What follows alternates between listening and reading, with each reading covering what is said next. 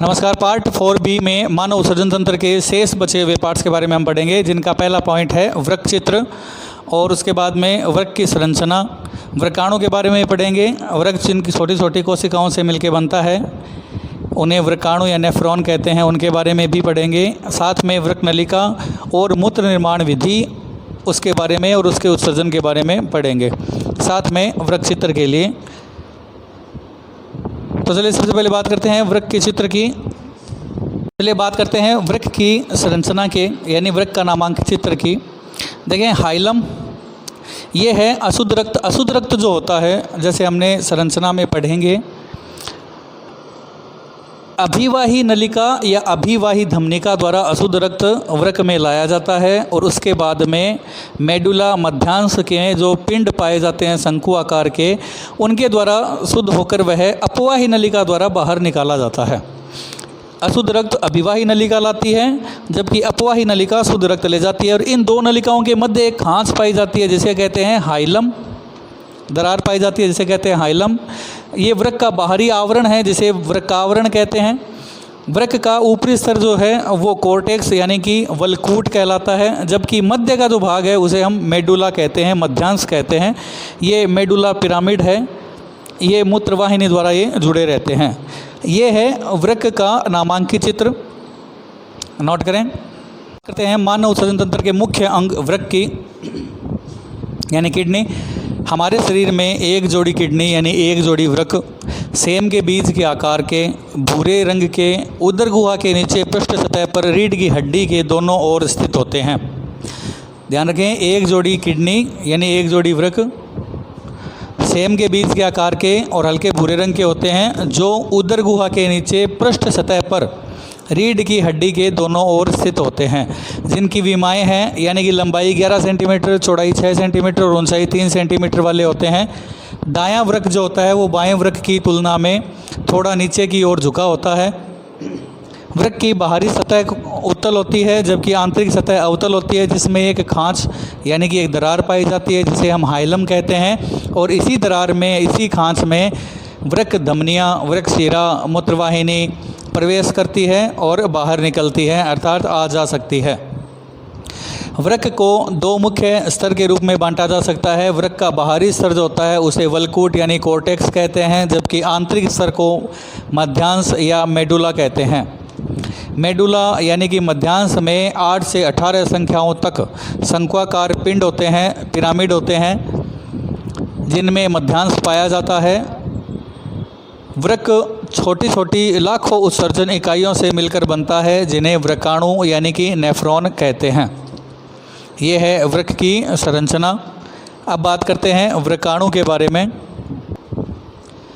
वृक्काणु यानी नेफ्रॉन के दो मुख्य भाग होते हैं, एक ऊपरी भाग और एक निचला भाग। ऊपरी भाग बोमेन संपुट वाला होता है और निचला भाग जो होता है वो वृक्क नलिकाओं से बना होता है। देखिए, बोमेन संपुट जो होता है वो ऊपरी भाग कपनुमा होता है, जो गुहा यानी कि खाली स्थान रहता है, एक गुहा जैसी संरचना वाला होता है, गुफा जैसी संरचना वाला होता है, कैविटी जिसे कहते हैं। कोशिकाओं का उसमें गुच्छा पाया जाता है खाली स्थान में, उस गुच्छे को हम कहते हैं ग्लोमेरुलस। याद रखें नाम, कोशिकाओं का गुच्छा पाया जाता है बोमेन संपुट में, जिसे हम कहते हैं ग्लोमेरुलस। यह गुच्छा जो होता है वह निस्पंदन का कार्य करता है, अर्थात छनाव का कार्य करता है।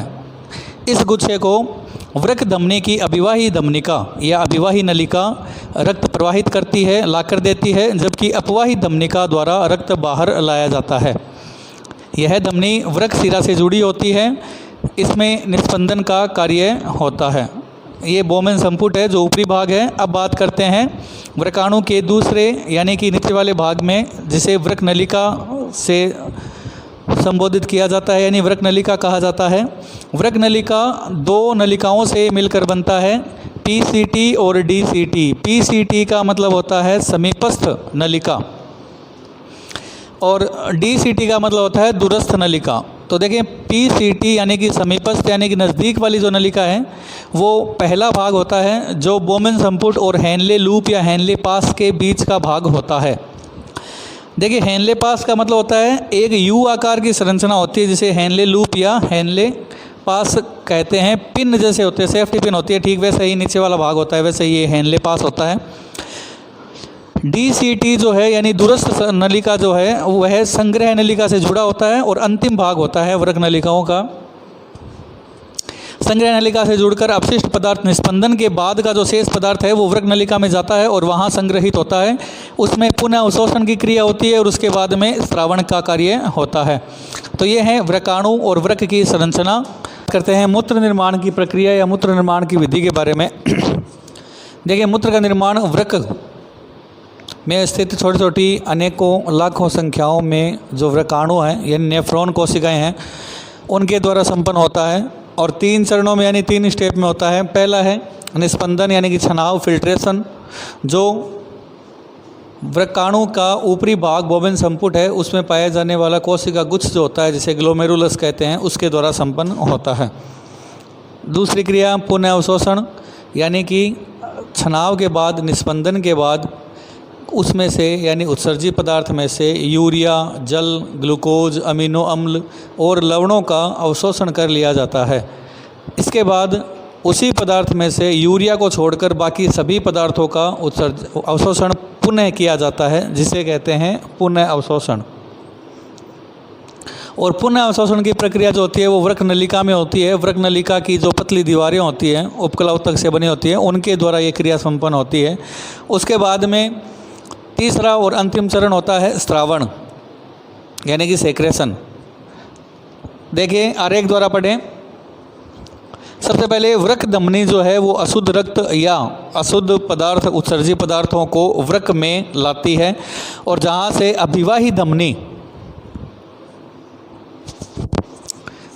अभिवाही धमनी द्वारा वह अशुद्ध पदार्थ या उत्सर्जित पदार्थ को ग्लोमेरुलस में लाया जाता है यानी कि कोशिकाओं के गुच्छे में भेजा जाता है जहां निस्पंदन होता है और निस्पंदन से यूरिया, ग्लूकोज, लवण, अमीनो अम्ल इत्यादि बोमिन संपुट में एकत्रित कर लिए जाते हैं। चूँकि ग्लोमेरुलस बोमिन संपुट का ऊपरी भाग होता है। उसके बाद जिस तरह से अभिवाही धमनी अशुद्ध रक्त को लाती है, यहाँ से छनाव होने के बाद अपवाही धमनी उसे वृक्क नलिका में भेज देती है। वृक्क नलिका द्वारा यूरिया को छोड़कर सभी पदार्थों का अवशोषण होता है। उसके बाद यूरिया, जल और उत्सर्जित पदार्थ में से फिर अवशोषण होता है जिसे पुनः अवशोषण की प्रक्रिया कहते हैं जो वृक्क नलिका द्वारा संपन्न होती है। वृक्क नलिका वृक्काणु के दूसरा या अंतिम भाग होता है या निचला वाला भाग होता है। यूरिया, जल और उत्सर्जित पदार्थ को संग्रहण नलिका द्वारा मूत्राशय में संग्रहित कर लिया जाता है यानी ब्लैडर में इकट्ठा कर लिया जाता है। संग्रहित करने के बाद मूत्रण प्रतिवर्त क्रिया द्वारा, जो कि एक तंत्रिका तंत्र द्वारा अधीन क्रिया है या नियंत्रित क्रिया होती है, यानी कि यह क्रिया तंत्रिका तंत्र द्वारा नियंत्रित की जाती है। मूत्रण प्रतिवर्त क्रिया, उसके द्वारा मूत्राशय में जो इकट्ठा पदार्थ, उत्सर्जित पदार्थ है उसे स्रावण द्वारा शरीर से बाहर छोड़ा जाता है या उत्सर्जित किया जाता है। ये है मूत्र निर्माण विधि और उत्सर्जन की विधि। देखें, 3 चरणों में संपन्न होती है, निस्पंदन, पुनः अवशोषण और स्रावण के द्वारा। ये था आज का विषय। नोट करें, पढ़ें, दोबारा पढ़ें, नहीं समझ में आए तो पूछें। आज के लिए इतना ही।